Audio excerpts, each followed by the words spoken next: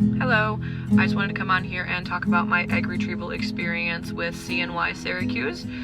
For those that don't know, my husband and I are currently undergoing IVF treatments. And even though we live here in Michigan, we are choosing to go to CNY Fertility as travel patients. Specifically, we are using their Syracuse location, which means we do all of our egg retrievals and transfers there at Syracuse. So we recently had our retrieval in December, so just last month, where we retrieved 52 eggs, 26 of which made it to blast, and of the 26 we sent 6 for PGT testing and 5 came back genetically normal. So I just wanted to talk about my day of experience. So for us, we had to be at the clinic at 10 a.m. Syracuse, be at the clinic in Syracuse at 10 a.m. So we chose to leave Michigan the day before and get a hotel room just to get a good night's rest, things like that. So we arrive at the clinic at 10 a.m. First thought is this clinic is gorgeous. Everyone is so nice. It's very clean, very nice looking. Just an overall very good experience from the moment we walked in. So you get there, you check in, your name, date of birth, pay any last minute remaining balances that you might have that's not finance, things like that. After we check in, we get moved to this little waiting room off the side, kind of near the ORs.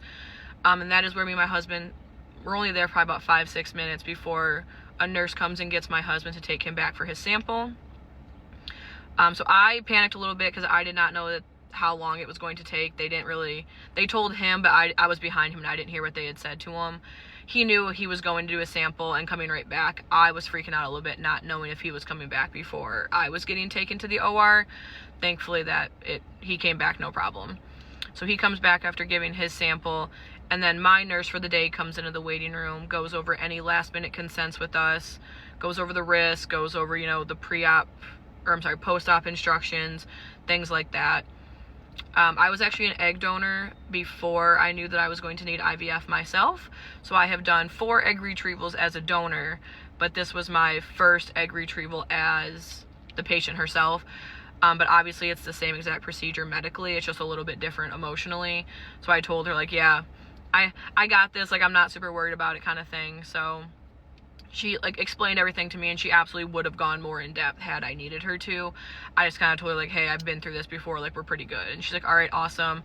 So then she gets ready to take me back, and that's when she tells me okay, this is the last time you're going to see your husband until you're done, say goodbye, that kind of thing. So me and my husband say goodbye. She takes me back into the OR area. She has me go into this little bathroom right inside the door, and that's where she has me change into my gown, my hairnet, make sure all my jewelry is out, things like that. Has me put all of my belongings into a little reusable bag that they gave you.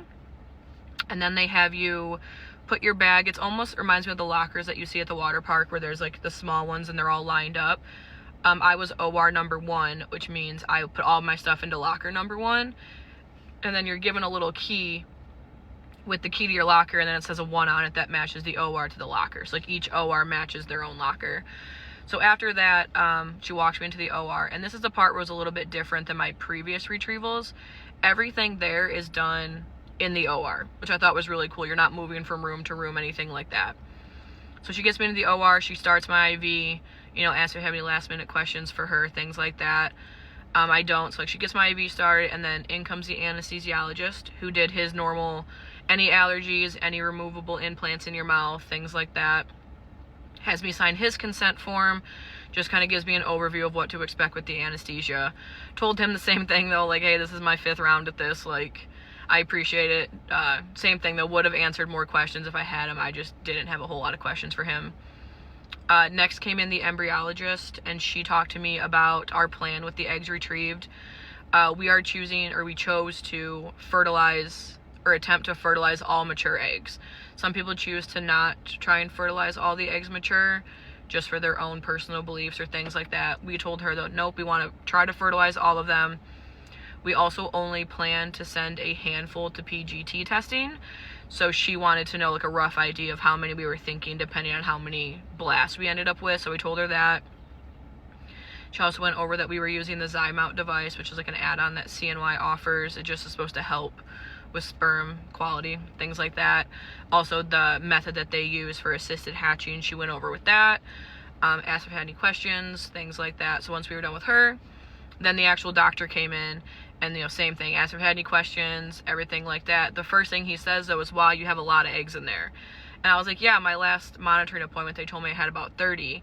And he was like, oh no, you have way more than 30. He's like, you probably have 30 on one side. Turns out my clinic that monitored me only counted up to 30. So I was very shocked to hear that I had almost double that then when I got there.